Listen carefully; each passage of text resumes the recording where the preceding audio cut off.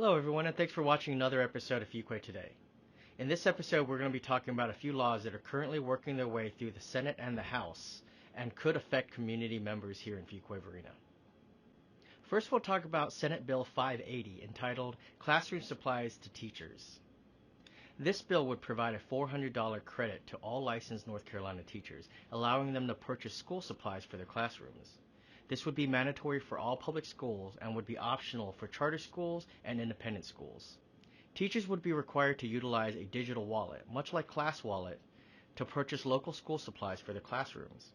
They would be reimbursed within a matter of days. Critics are concerned that the bill does not allocate additional funding. In fact, it reallocates existing funding. The General Assembly allocates $47 million for school supplies. This bill would require that $37 million of that be distributed to teachers, averaging out to about $400 per teacher. This leaves $10 million for district-wide school supply orders. Proponents of this bill say that this allows for greater transparency, as they claim school districts often misspend funds that are allocated for school supplies and instead have used those funds on other to-do lists.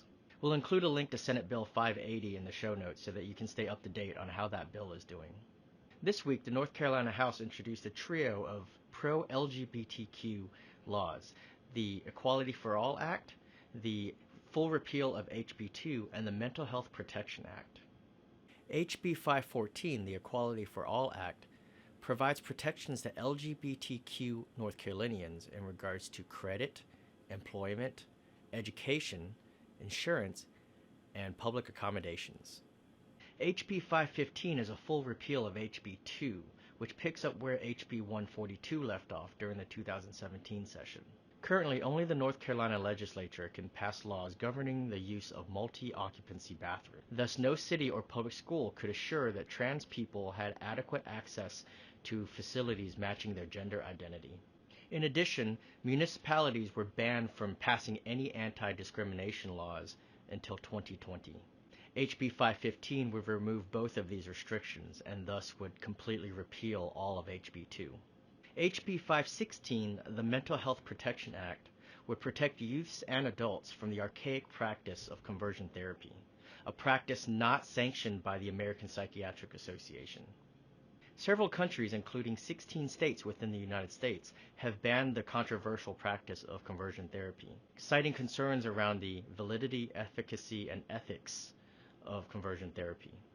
The North Carolina Senate has introduced SB 423, the North Carolina Animal Abuser Registry Act. If this bill becomes law, it would be effective January 1st, 2020, and would require any convicted animal abuser to be added to a public database.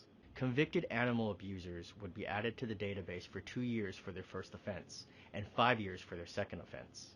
After their first conviction, they would be required to give up their animals, and repeat offenders would be prohibited from having animals for 5 years. Thanks for watching this episode of Fuquay Today. As you can tell, there's a lot of legislation trying to pass through the North Carolina House and the Senate. How do you feel these laws will impact North Carolina? And more importantly, how do you feel it will impact the community of Fuquay-Varina? Please provide your feedback in the video comments, as we'd love to know what you think. And again, thanks for watching, and stay tuned for future videos.